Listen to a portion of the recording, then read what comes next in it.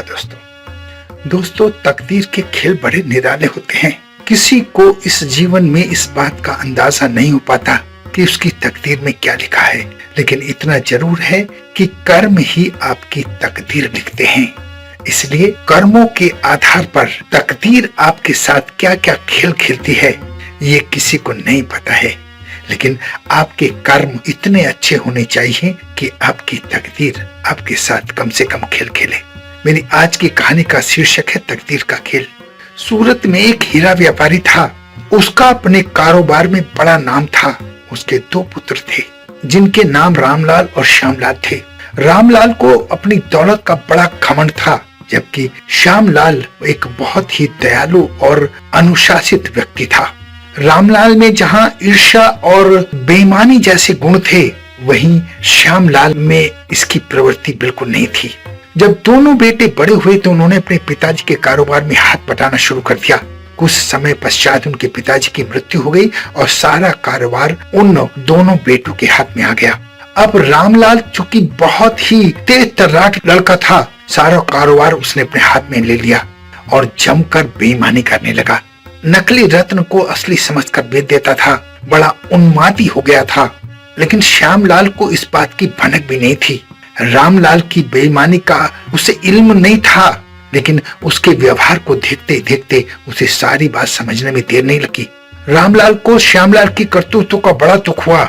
उसने उसे समझाने की कोशिश भी की, लेकिन कोई हल नहीं निकला।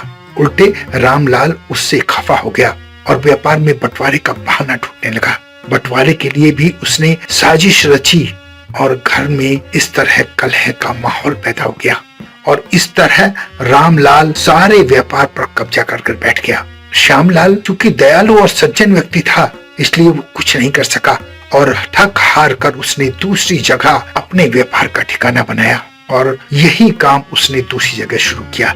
ईमानदारी की नींव पर शुरू हुआ श्यामलाल का व्यापार बहुत जल्दी चल निकला और चूंकि रामलाल नकली रत्नों का काम करने लगा था, वो नकली रत्नों को असली बनाकर बेच देता था।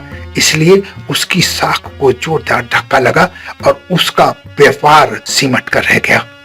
अब रामलाल के पास धन का बहुत अभाव रहने लगा और इस कारण उसे अपनी दुकान और सारा सामान बेचना पड़ा। रामलाल के हाथ से अब सब कुछ निकल गया था और वो सड़क पर आ गया। दूसरी तरफ श्यामलाल रंग से राजा बन गया। जब रामलाल की बदहाली की खबर श्यामलाल को पहुंची तो उसको बहुत दुख हुआ। खैर वो दयालु और सज्जन व्यक्ति था, इसलिए उसने सारी बातें भुलाकर भागा अपने भाई के पास पहुंचा और रामलाल के लाख मना करने के बाद भी उसके परिवार को अपने पास ले आया। ये तकदीर का खेल ही था कि जिस भाई को रामलाल ने बदसलूकी करके सड़क पर फेंक दिया था, आज उसी भाई ने उसे सड़क से उठाकर अपने घर में पनाह दी थी। दोस्तों, यही तकदीर का खेल है। तकदीर किसके साथ क्या खेल खेल जाए किसी को पता नहीं होता। आपके कर्म बहुत अच्छे होने चाहिए, बस यही मैं आपको समझाना चाहता था। आशा है मेरी बात आपको समझ में आ गई होगी। अपना बहुत ध्यान रखें, हंसते रहें, मुस्कुराते रहें, खुश रहें। धन्यवाद।